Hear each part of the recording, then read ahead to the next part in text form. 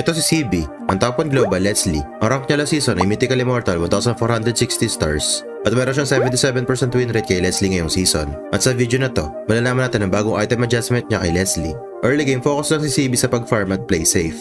Dahil mabagal ang farm ni Leslie at kailangan niya manatili na matagal sa gold lane para makuha agad ang mga importanteng core items niya para magka-damage. Para sa bagong item adjustment naman ni CB ngayong season, pagkatapos ng Berserker's Fury, si Halberd na ang binobuo niya. Mas mura kasi ito kumpara sa Endless Battle at mas malaki ang bigay na damage ng si Halberd. Tapos yung anti-heal at bonus damage pa nito sa mga high HP enemies ay malaking tulong para kay Leslie. Okay lang din i-skip ni Leslie ang boots dahil may bonus movement speed naman ang first skill niya. At ang goal palagi ni CB ay umalis sa gold lane na buo na ang dalawang core item na Berserker's Fury at si Halberd o Endless Battle. Dahil gamit ang dalawang items na to, saka lang mararamdaman ng kalaban nyo ang damage ni Leslie. Para sa full item build, ito ang gamit niya. Tapos sa emblem naman, Marksman na may Fatal, High and Dry at Lethal Ignition.